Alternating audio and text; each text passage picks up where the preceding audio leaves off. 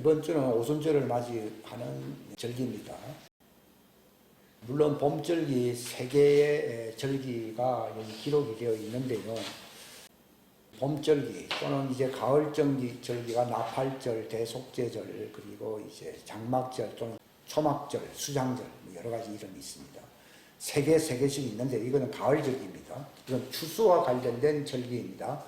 근데 봄의 절기는 파종과 관련된 절기라고 볼 수가 있거든요. 중간에 여름절기에 해당하는 오순절이 있습니다. 딱 중앙에 있습니다. 근데 내가 하나님 앞에 그게 이제 그 그리스도의 심판대입니다. 그리스도의 심판대 앞에 선다는 말은 내가 어떤 모양의 열매를 맺고 추수가 완성되었는가를 추수꾼이신 그리스도 앞에서 보고를 하게 된다, 그 뜻입니다. 이게 그리스도의 심판대입니다. 그것은 이제 마지막 끝을 얘기하는 것이고, 예수님은 나는 알파요 오메가라고 했잖아요. 그분은 파종하시는 분이시고 마침내 그 열매를 거두시는 오메가의 하나님이라는 것입니다. 그러니까 알파와 오메가라고 하는 의미가 성경적으로는 하나님이 시작하신 거잖아요. 왜? 말씀을 뿌렸다는 것이죠. 뿌리는 자는 하나님의 말씀을 뿌리느니라 그랬습니다. 이게 파종한다는 말이 썩어질 종자가 아니라 하나님의 왕국의 복음의 말씀을 하나님이 뿌리신다는 걸 얘기하는 겁니다. 파종기를 얘기하는 것이고, 그리고 그 결과를 보기 위해서 이제 마지막 때 오메가이신 하나님은 시작하신 것은 반드시 끝을 맺으시거든요. 그게 이제 추수하시는 하나님인데 우리가 바로 그 추수의 대상이라는 것입니다. 하나님의 농사는 세상 자연계의 농사가 아니고 하나님의 왕국의 부활체로서 완성되는 그 추수를 완성한다는 것입니다.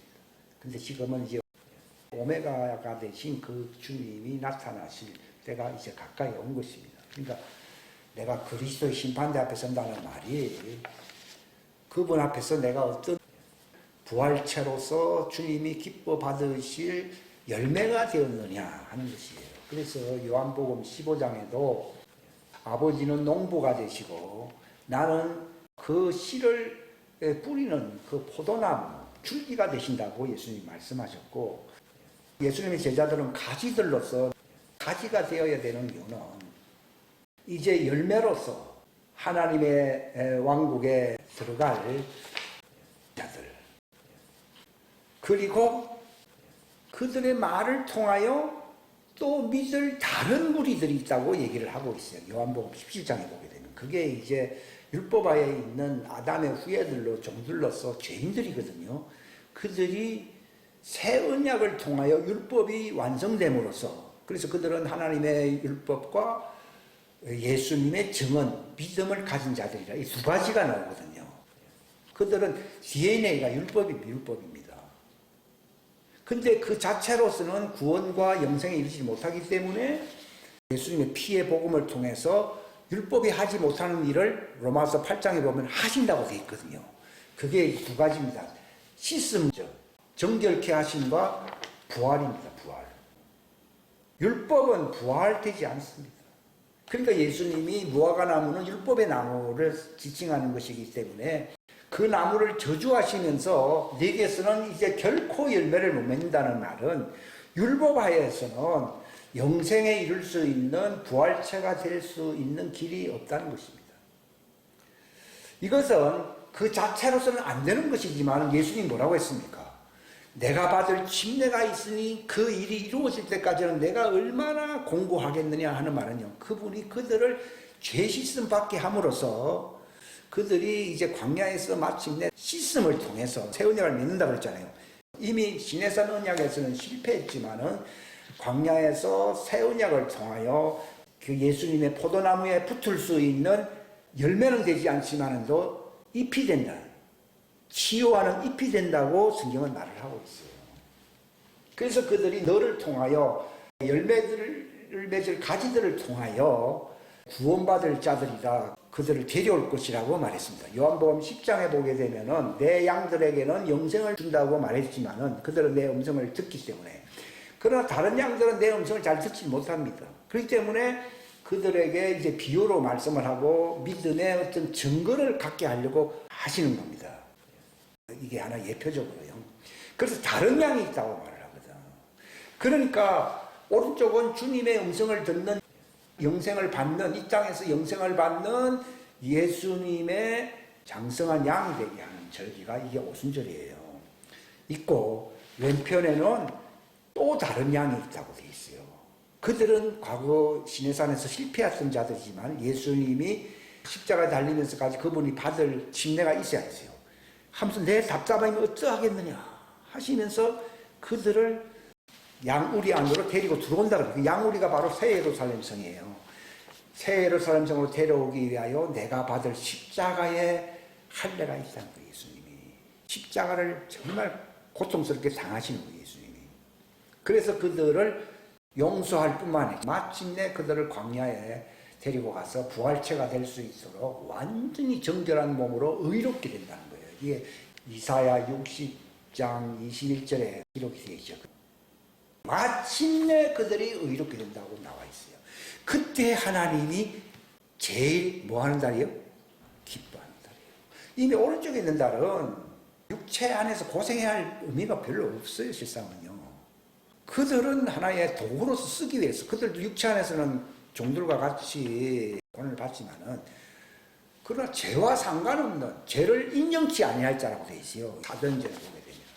그러나 좌편에 있는 자들은, 아담의 후예들은 뭐라고 말하고 있습니까?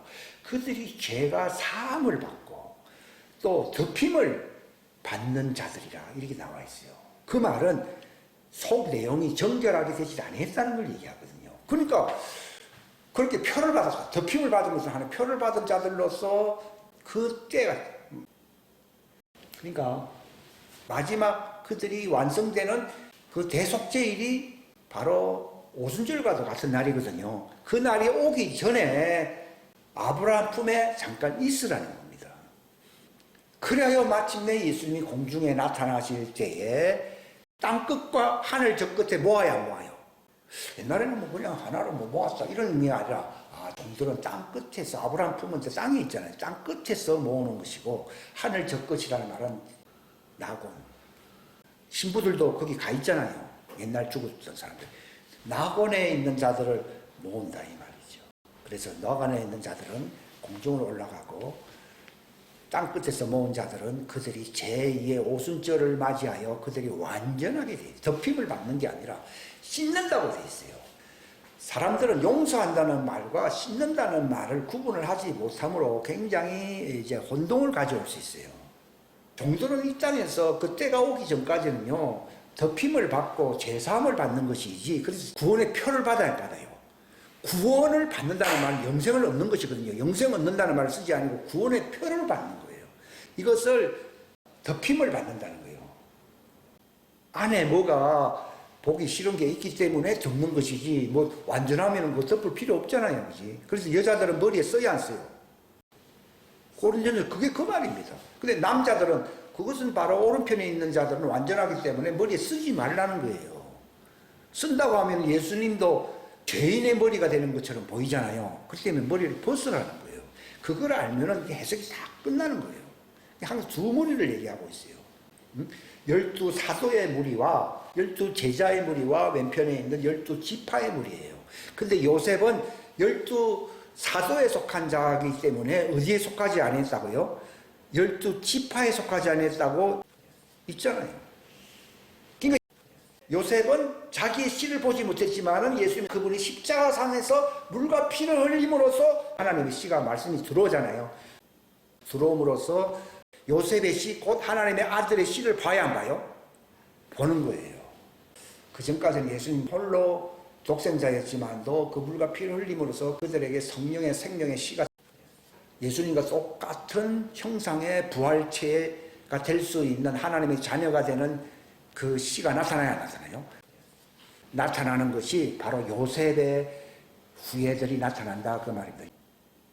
요셉의 두 아들은 지파에 속했기 때문에 야곱이 내가 두 아들을 데려가도, 그리고 이 요셉의 후예는 그분이 오실 때에 그 태복을 준다고 돼 있잖아요. 그러니까 예수님이 오셔서 십자가상에서 물과 피를 흘림으로써 요셉의 태의 복이 임했지 않았어요.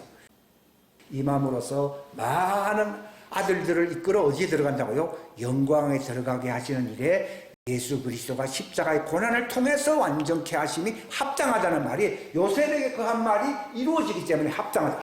왜 합당하다고 얘기했는지 내가 그게 이해가 안 갔는데 풀려버린 거예요. 근데 오늘 말씀드리려고 하는 것은 오순절이 두 번 있다고 하는 사실을 아셔야 됩니다. 하나는 3500년 전 시내산에서 모세를 통하여 제사장 민족을 세울 하나님의 계획을 말씀하셨어요. 너희가 내 언약을 지키면 그랬습니까? 너희는 내게 왕국의 제사장 민족이 될 것이다. 땅의 어떤 민족보다 뛰어난 민족이 되게 할 것이 됐지만도 하나님의 소원대로 이루어지질 아니하고 금송아지 하나님을 노엽게 만들었고 결국은 계속 예레미야서에도 이게 나와 있잖아요. 예레미야 여기 31장 32절에 보면은 이 언약은 내가 그들의 조상들과 손을 잡고 그들을 이집트 땅에서 데리고 나오던 날에 그들과 맺은 언약은 시내산 언약이잖아요. 맺은 언약이 다른 것이 아니라 그랬어요. 그때 그들을 왜 맺었습니까? 하나님이 그들의 남편이 된다는 겁니다. 이것도 다 그들도 일종의 그 신부가 되는 거예요, 실상은. 그러니까 신부의 부류가 두 부류가 있어요. 근데 이게 먼저 세운 것이었지만 실패함으로써 처음 되지 못하고 어찌 돼요? 나중에 예수님이 내가 받는 침례를 통해서 그들을 위한 답답함이 어찌하겠노라 하면서 마지막 때에 그 광야에 내려오셔서 완성시키는 마지막 새 예루살렘, 지상 예루살렘을 통해서 마지막 되는 겁니다. 그러나 그 뒤에 예수님이 세우신 오순절은 새 언약의 오순절, 마가다락방에서 자기의 자녀들을 위해서 세워서 안 세웠어요? 세웠습니다. 거기에는 지파들이 들어간 것이 아니고 예수님의 제자들이 들어간 것입니다. 그것이 이제 두 번째 오순절 아닙니다. 근데 그들은 뭐라고 그랬습니까? 우리는 옛날 1500년 전에 모세를 통해서 오순절을 맞이했는데 너희들이 마가다락방에서 무슨 오순절 믿지도 않았거든요. 그들은 아예 믿지도 않았어요. 그렇기 때문에 그 효력이 그들에게 나타나질 않았어요. 이 마가다락방 오순절은 이제 마침내 땅끝까지 이르러서 이 종들을 구원의 반열로 들어가게 하는 그물을 던지는 어부들이 되게 할 오순절이에요. 그러니까 예수님 그랬잖아요. 너희가 몇 날이 되지 못하여 성령님으로 침례받는 오순절을 맞이할 것이다. 너희가 성령이 임하면 권능을 받고 너희가 행복하게 산다고 그랬습니까? 뭐라고 했습니까? 땅끝까지 이르러 그 종들을 끌어당기는 그 증인이 된다. 예수님이 그랬잖아요. 너희는 물고기를 낚지만도 나는 사람들을 낚는 어부가 되게 하겠다고 한 말이 그 오순절 사건을 통해서 잃어버렸던 이스라엘, 그들은 첫째 그 오순절을 통해서 결국은 버림받았잖아요. 이혼당했잖아요. 이혼당한 자들을 그들을 다시 이제 이끌어오는. 그러니까 예수님이 너희는 어디로 가라 했습니까? 잃어버린 이스라엘인들에게 가라는 말이 어제 집 떠났다 그런 얘기가 아니라 그들이 하나님의 언약에서 이제 희망이 없는 자들에게 가서 새 언약을 통해서 회복되어야 된다는 복음을 전하라는 거예요. 이게 그게 오순절의 의미라고요. 이 마가다락방의 오순절의 의미는 첫 오순절에 실패했던 잃어버렸던 이혼당한 이스라엘인들을 다시 새 언약으로 회복시킨다는, 그걸 화해시킨다는 말이거든요. 화해시키는 그 말씀을 뭐라 불러요? 복음이라고 부르는 거예요.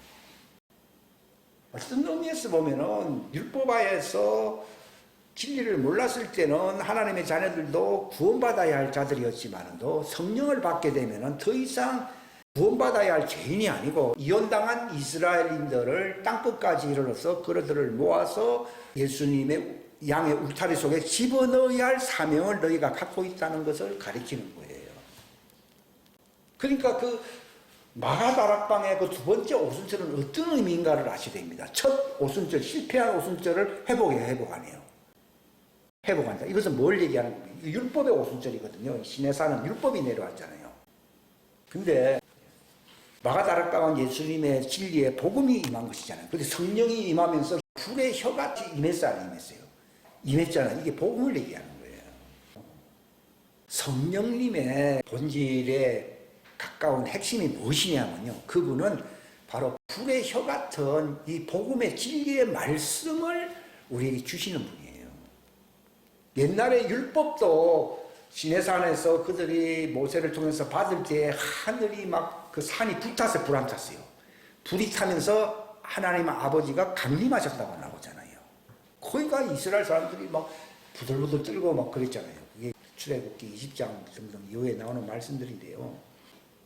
율법도 이 심판의 영으로 하나님이 무섭게 그들에게 임하시는 말씀이었는데 이 오순절의 말씀은요.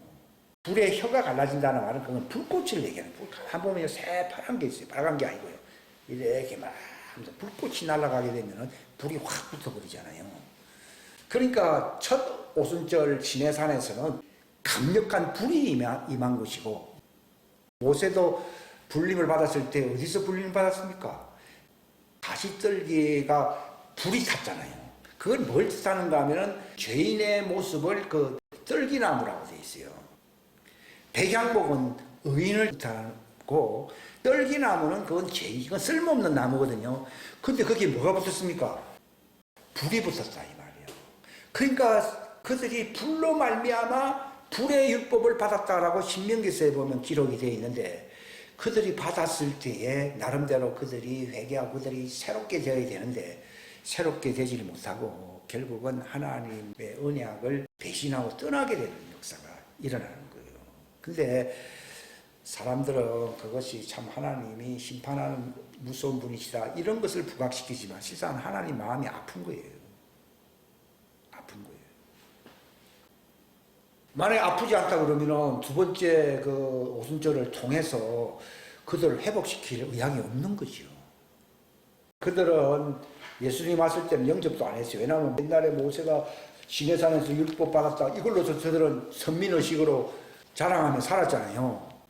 예수님은 뭐 그들도 보지도 않았어요. 근데 마지막 때에 그들이 어떻게 상황에 놓이게 됐냐. 예레미야 50장 4절과 5절 6절까지 읽겠습니다. 시작. 주가 말하노라. 그 날들과 그때에 이스라엘 자손이 유다 자손과 함께 오되 그들이 가면서 울고 그들이 가서 주 자기들의 하나님을 구하리라. 그들이 자기들의 얼굴을 시온으로 향하게 하고 그 길로 가는 길을 물어 이르되 시온으로 가는 길 오라 우리가 결코 잊을 수 없는 뭐요? 영원한 언약으로 스스로 주와 연합하자 하리라. 내 백성은 잃어버린 양이었도다. 그들의 목자들이 그들을 길에서 벗어나게 하고 산 위에서 그들을 외면하였으므로 그들이 산에서부터 언덕까지 다니며 자기들의 안식할 곳을 잊었도다. 이게 그 얘기, 이게 광야에서 그들이 마침 도망가서 주님 만나야 만나요? 만나요. 이걸 얘기하는 거예요. 이게 바로 그들에게 닥치는 두 차례 오순절이 오순절 아니에요. 오순절이. 근데 첫 번째 오순절은 그들은 믿었어요, 안 믿었어요? 안 믿었어요. 그러니까 예수님이 뭐라고 말했습니까? 이제는 너희가 언제 나를 만나게 되는가 하면 뭐랬어요? 바로 가봐 베시에 마도나이. 그게 뭡니까? 지상 재림할 때에 바로 가봐 베시에 마도나이죠. 그때 그들이 정결케 되는 그때를 만나야 만나요? 만나는 거죠. 그때까지는 너희들은 못 만난다. 그들은 유리하는 양들이라고 나오잖아요. 근데 이 마지막 때가 예수님이 공중 재림하고 그들이 이제 광야 피난처럼 막 가게 될 때는 이제는 과거와 같지 않고 우리는 영원한 언약에 이 영원한 오순절 언약으로 연합한다는 말을 하면서 울어야 하는 거예요. 운다. 이게 굉장하다. 이거 읽으면 가슴이 뭉클뭉클 안 그럽니까? 이게 언약의 성취거든요. 그러니까 이 오순절을 앞두고 그냥 막 마가다락방에 제자들이 좋았다 그렇게만 알면 안 되고요. 이것이 그들을 파송꾼으로 업으로 삼아가지고 첫 번째 잃어버렸던 언약, 시내산 언약에서 잃어버렸던 자들을 회복하네요. 회복해서 그들을 어디로 데려간다는 겁니까? 광야로 데려가는 거예요. 광야로 데려가서 영원한 언약을 맺어야 안 맺어요. 맺게 되는 것이 그들이 두 번째 맞이하는 오순절 언약이라는 거예요. 예수님이 그랬습니다. 내가 율법을 폐하러 온 게 아니고 율법의 오순절은 실패했잖아요. 실패했지만 실패함으로써 끝장낸다고 했어요. 회복한다고 돼 있어요. 회복하는 거예요. 복음은 이 어부들에게 준 복음이라기보다도 이 실패한 오순절에서 언약이 깨져버린 이혼당한 이스라엘인들을 회복시키는 말씀을 복음이라고 부르는 거예요. 시내산에서 받은 그 불은 이스라엘을 위한 불이에요. 이스라엘은 불이 되고 요셉은 불꽃이 된다고 되어 있잖아요. 근데 마가다락방에 내린 오순절은 불입니까? 불꽃입니까? 불꽃이에요. 불의 혀가 나눠져서 안 나눠져요. 그건 불꽃을 얘기하는 거예요. 그러니까 첫 번째 불의 오순절이 있었고, 두 번째는 수찬에는 뭡니까? 불꽃 오순절이 있어요. 그래서 마지막 때가 되면은 뭐라고 되어 있습니까? 요셉은 불꽃이 되고 이스라엘은 불이 된다고 나오잖아요. 그게 불로서 그들이 정화된다는 걸 얘기하는 겁니다. 본래 시내산에서 불이 내려오고서 그들을 하나님이 정화시켜 주기를 바랬는데 그들은 무섭다고 하면서 모세를 앞장씌우면서 숨어서 안 숨었어요. 아담과 같이 무화과 나무 아래 숨어버렸잖아요. 그들은 하나님을 배반하게 된 거예요. 근데 모세를 세운 목적은 모세는 비록 죄인의 모습이지만도 그게 불이 타서 안 탔어요. 불탄 모습으로 탁 나타나니까 모세야 네가 산 곳은 거룩한 곳이니 내 발에서 신을 벗으라고 했잖아요. 그가 바로 불을 받아가지고 불러서 이제 이스라엘 사람들을 불의 침례를 받게 하는 시내산 오순절 언약의 집회 장소로 데리고 가잖아요. 그들의 목적은요, 시내산이었어요. 시내산에 가서 그들이 완전하게 되면 세상을 점령하는 거예요. 그 60만 대군이 불로 무장해가지고서 세상을 정벌하러, 물론 이것이 실패할 것이라는 것을 하나님은 알고 계셨지만은, 그러나 그 계획은 마침내 열국을 치유하는 잎으로 나타난다고 에스겔 47장에 이야기했어요. 있잖아요. 그러니까 세상을 점령할 자들은 그들이 아니고 결국 누굽니까? 예수님의 12제자의 무리들이, 하나님의 아들들이 나타나야 안 나타나요? 세상을 불태우는 불꽃으로 나타나잖아요. 그날이 되면은 요셉은 불꽃이 되고 오바댜서에 보면은 이스라엘은 불이 된다고 나오지 않습니까? 우리가 성경을 단편적으로 알지 마시고 전체로 그냥 처음에서 끝까지 확 이게 뚫려버려야 됩니다. 저는 요셉을 통해서 그 해에 씨가 나온다는 말이 그게 뭘로 쓰니까 예수님이 십자가상에서 물과 피를 흘린 사건이 요셉의 태에서, 요셉의 후예들은 종들입니까? 하나님의 자녀들입니까? 하나님의 자녀들이 나오는 거죠. 그게 이사야 53장에 자기의 씨를 본다고, 53장 10절에 자기의 씨를 본다고 나오잖아요. 그게 바로 요셉의 씨를 본다. 그러니까 요셉에게 육신으로 나온 두 아들은 아버지 야곱이 12지파로 데려가 버린 거예요. 그것을 확실하게 아셔야 됩니다. 근데 일단 12지파는 그렇게 완성됐지만도 그러나 요셉은 아직 완성 안 됐잖아요. 근데 예수님이 오셔서 태문을 열어서 안 열었어요. 자기의 허리에서 물과 피를 흘림으로써 요셉의 태문을 열어버린 거예요. 이것을 알게 된 거죠. 그래서 이제 마침내 하나님의 아들들이 이제 왕성하게 나타난다는 것을 보여주는 겁니다. 그러니까 이 오순절에 담겨져 있는 내용은 제가 부분적으로 지금 얘기를 하는 것 뿐이지 여러분들이 많은 말씀들을 서로 연결을 시켜야 됩니다. 그러니까 이 좌편과 우편에 딱 중앙부에 있잖아요. 이게 굉장히 중요합니다. 그러니까 여러분 이걸 아셔야 되는데 이 오순절은 어떤 의미가 있는가 하면 완성의 완성, 열매를 맺는다는 거예요. 여름철이 왜 필요합니까? 씨는 뿌려놨는데 왜 여름철이, 왜 비가 오고 왜 무더위가 왜 옵니까? 뭐 지금은 모내기철이라 하지 모내기로 끝납니까? 모내기가 모판에 옮기고 난 데는 익어야 됩니까? 익어야 되거든요. 그러니까 오순절은 이제 익어야 되는 거예요. 오순절의 진정한 의미는요, 이 오순절을 통해서 내가 숙성된 그리스도의 형상과 일치해야 된다는 걸 얘기합니다. 그리스도 형상과 일치한다는 말이 로마서 8장에 있잖아요. 그게 오순절입니다. 특별히 이 주수꾼으로 세운 요셉의 후예들은 이혼당한 이스라엘 사람들을 새 오순절로서 그들을 완성시키려고 그들을 리드하고 인도해야 된다는 것을 얘기합니다. 이걸 전도라고 부르고 이걸 복음 전한다는 걸 얘기하는 거예요. 그러니까 복음 전할 자격은 오순절을 맞이함으로써 예수님과 같이 그들도 새로운 오순절을 맞이해야 부활체가 되거든요. 그러니까 부활체라는 말은 열매입니다. 열매. 너희가 열매를 맺는다는 말이 부활체가 되어라 그 말입니다. 그리하면은 이스라엘 부활체들도 얻을 수 있다는 것을 얘기하는 것이거든요. 이스라엘은 너희 아내가 되고 요셉의 후예들은 남편이 되는 거예요. 이걸 하나의 그림으로 여러분들이 알아야 되지 그게 무슨 뭐 복잡한 사상 신학 이론으로 알면 안 됩니다. 이것은 바로 그 간단한 원리를 얘기하는 것이구나. 그게 권능을 받는 거죠. 불꽃이 되는 거예요. 옛날에는요, 뭐 은사가 있고 뭐 이런 걸 권능을 받는다라고 생각을 한 적이 있었어요. 그게 아니고 권능이라고 하는 것은 죄를 사해 줄 뿐만 아니라 그들에게 소망을 주며 치유하고 그들을 새 예루살렘 성으로 인도할 수 있는 그런 메시지를 전해, 왕국복음의 메시지가 바로 혀의 불꽃이에요. 권능을 받는다는 말이 뭔지 알았어요. 불꽃이 된다는 것입니다. 그 불꽃이 된다는 말은 은사가 나타난다 그런 수준이 아니에요. 부활체가 되게 하는 불을 던져야 안 던져요.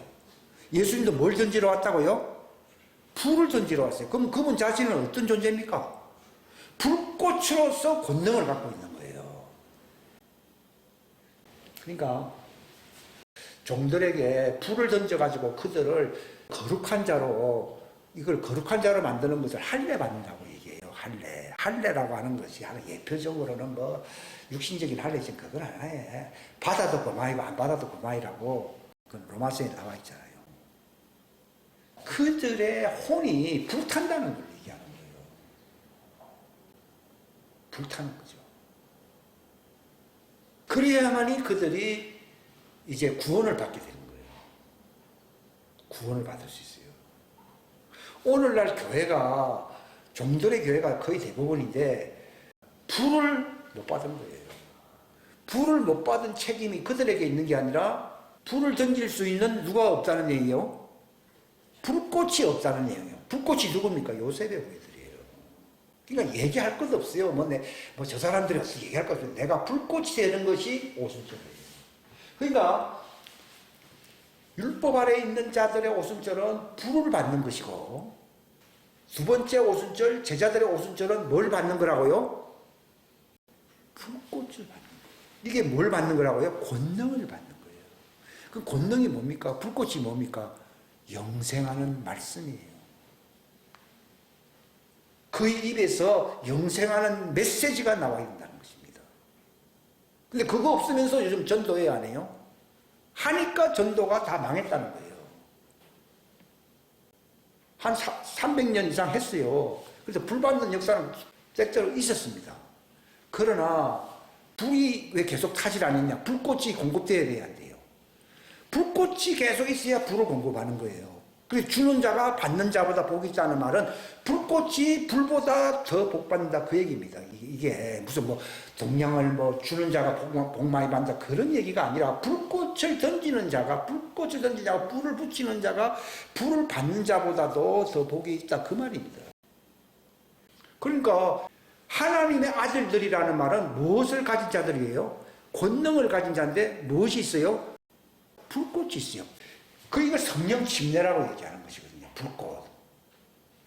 성령 침례. 불을 받음으로써 그들은 죄가 사해지 안 사해지요? 죄가 사해지는 침례예요. 근데 죄가 사해지는 침례가 아닌가 하면 성령 침례라고 하는 건 불꽃으로서 이 영생의 말씀을 예수님처럼 던지는 거예요. 베드로도 그랬잖아요. 나는 금관은 없지만 불꽃이 있어야 하죠. 그 불꽃의 이름이 뭡니까? 예수 이름이잖아요. 그러니까 기도를 뭐 갖고 하라 했습니까? 불꽃 갖고 기도하라 했는데 불꽃은 없으면서 기도 많이 하니까 응답이 하나도 없어요. 너희는 하나님 왕국과 의를 구하려면 무엇이 있어야 된다고요? 불꽃이 있어야 돼. 전쟁 나가는 사람은 옷만 잘 입으면 되는 게 아니라 총이 있어야 되잖아요. 그런 것처럼 예수 이름은 성령의 검고 하나님의 말씀이잖아요. 이게 불꽃이에요. 이거 없으면서 하니까 교회가 타락했니, 교회. 그거는 하나님의 아들들의 책임이에요. 그 종들은 자기들이 왕성해져야 된다 했습니까? 하나님의 아들들이 나타나야 된다고 돼 있습니까? 하나님의 아들들이 나타나야 뭐 일이 되는데, 근데 언제 나타납니까? 너희가 권능을 받고 아버지가 나를 보낸 것처럼 나도 너희를 보낸다 그러잖아요. 이거 권능을 못 받았기 때문에 보냄을 못 받는 거예요. 무슨 권능요? 바로 불의 혀같이 갈라지는 불꽃의 권능, 성령의 근본, 하나님의 말씀, 영생의 말씀을 전하는 거예요. 근데 인간만 전하잖아요. 그러니까 다 황폐해져 버린 거예요. 제가 책망을 많이 들으면서 배운 것이지, 이게 내가 뭐 연구를 해서 배운 것을 여러분들한테 설명하는 게 아니에요. 그러니까 하나님의 일을 하려면 예수님도 기다렸잖아요. 아니 예수님도 기다리는데 우리는 뭐보다 예수님보다 뭐 대단하다고 뭐 졸업장 있다고 설칩니까? 안 기다리잖아요. 근데 이 사도행전 1장 8절에 뭐라 되어 있습니까? 너희가 성령이 임하고 난 뒤에 시간 간격이 있어요. 예수님은 임하고 난 뒤에 그 금식하면서 40일 지내서 안 지냈어요. 지난 뒤에 권능을 받았잖아요. 예수님도 요단강에서 뭐 받으니까 막 갑자기 했습니까? 아닙니다. 하나님이 그를 광야로 내보냈습니다. 예수님도 40일 걸렸는데, 근데 안 기다리는 거죠.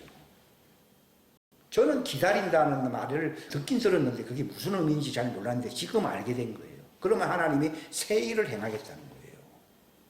근데 지금도 기다리고 있는 거예요. 아직 100%가 아니라는 거예요. 하나님의 생명 강수가 여기 찬 사람들 거의 다 여기 찼어요. 이건 지 마음대로 하면서 여기 찰랑찰랑 됩니다. 그 다음에 무릎, 허리, 가슴, 그 다음에 잠겨버려요. 이게 100%예요. 이 잠겨버리면 나는 바울이 뭐랬습니까? 나는 그리스도와 함께 십자가에 죽었어요. 근데 안 죽었잖아요. 안 죽었으면 전부 죽었다고 얘기하니까 거짓말이니까, 거짓말을 자꾸 하니까 성장이 빨라집니까? 늦어집니까? 늦어집니다.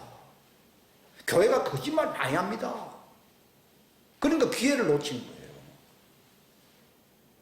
근데 자기가 알게 됩니다. 아, 가슴까지 왔구나. 왜냐하면 가슴까지 뜨끈뜨끈하거든요. 이게 옵니다. 이걸 알게 됩니다. 그러면 이제 이게 올라오려고 준비를 하는구나 하는 걸 자기가 알아야 되는 거지. 그러니까 하나님은요, 99% 않습니다. 사람들은, 저는 옛날에요, 뭐 1%도 안 된 상황에서 뭐 교회 운동한다고, 지금 보면 웃기는 일이죠. 그 시절로 내가 되돌아갈 마음 전혀 없습니다. 실상은. 하나님은 100%를 씁니다. 바울은 하나님의 말씀을 성취하기 위해서 내가 일꾼 되었는데 너희를 그리스도 안에서 90% 만든다 했습니까? 완전한 자로 만든다 했습니까? 완전 자로 만듭니다. 그것은 인간의 힘으로 되질 아니하고 성령에서 불꽃이 언제 불꽃이 되는가 하면 내가 다 잠겨버렸을 때 불꽃이 됩니다. 그때는 부활체가 완성되기 때문에 새 포도주는 새 부대에 들어간다고 되어 있잖아요. 그게 새 부활체가 되면은 불꽃의 포도주가 들어가야 안 들어가요? 들어가요. 지금은 아니에요. 그러니까 율법에서 막 좌우로 막 흔들리잖아요. 그러니까 오순절은 첫 번째는 그들이 이제 아담의 후예이기 때문에 실패할 것을 하나님은 아셨습니다. 그걸 아셨기 때문에 제사제도가 발달해서 발달 안 했어요. 속건제, 무슨 뭐 화목제, 무슨 제 하면서 뭐 많잖아요. 속제제, 소제, 뭐 거제 하면서 많이 나오잖아요. 그런데 발달하는 거죠. 그러나 두 번째 맞이하게 되는 오순절 이것은요, 하나님의 사람, 이 말 하나님의 아들들로 예수님과 똑같은 형상이라고 로마서 8장에 나와 있어요. 예수님과 똑같은 형상이 되도록 정했다는 거죠. 그러니까 이 오순절을 통해서 내가 목표는요, 아이 뭐 90% 되면 되지, 그게 아니라 100%입니다. 100%. 이건 제가 하는 말이 아닙니다. 예수님은 뭐라고 했습니까? 아버지의 완전하신 같이 너희도 완전하라고 했잖아요. 마태복음 5장 48절. 그러니까 이 오순절에 대한 의미를 여러분이 잘 생각해 봐야 됩니다. 불꽃이 없다면 하나님의 자녀는 되는지 모르지만 하나님의 아들은 아니에요. 자녀는 어린 자녀를 얘기하는 어린 양. 하나님의 아들은 아니에요. 불꽃을 누구에게 주십니까? 완전케 된 자들에게 줍니다. 새 부대에 넣어야 안 넣어요? 새 부대에 넣습니다. 옛 부대가 남아있으면 안 됩니다. 둘 다 망쳐버린다고 나와 있습니다. 그러니까 이 오순절이 얼마나 중요한가. 여름철이 있어야만이 가을 추수가 있어야 안 있어요. 있는 것이지. 아무리 뭐 봄철에 말이요. 뿌리 놓고서는 아유 가을에 추수해야지 해도요. 여름철에 우박 내리고 그렇게 되면은 농사 다 망치는 거예요. 즉 오순절은 바로 우리의 삶의 현실이 오순절이에요. 그렇잖아요. 처음에 뭐 내가 뭐 몰랐죠. 그래 하나님 말씀 주었습니다. 그러나 이것이 이제 시작에 불과한 것이고 내가 부활체가 되어서 주님께 가야 되거든요. 이게 오메가 완성인데 이 사이는 내 인생 전 생애를 얘기하는 거잖아요. 전 생애가 오순절이니까 이 절기 가운데서 가장 중요한 절기는 오순절입니다. 농사에서 씨 뿌리는 게 중요합니까? 꿈으로 계획상으로 오늘 100만 섬을 거둔다는 계획표를 작성하는 게 중요합니까? 여름철을 얼마나 잘 견디느냐에가 그 결과를 좌우하는 것이지 계획표를 아무리 걸어놔봐야 소용. 내가 이 땅에 왜 사느냐? 이 오순절을 얼마나 효과적으로 내가 이것을 지내느냐 하는 데 달려있어요. 그것을 뭐라 그럽니까? 십자가라고 부르는 거예요. 배짱이는 여름철날 기타만 치고 앉았잖아요. 이래갖고는 안 되는 거지 이게. 이 오순절 기간이 바로 십자가라는 얘기예요.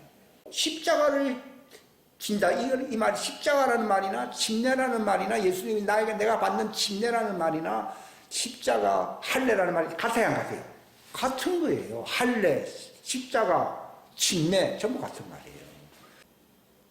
처음에는 할례로서 육체의 죄의 몸을 벗는 데 있다가 침례로서 내가 그리스도와 함께 하늘에 일으킴 받는다 이런 말을 쓰잖아요.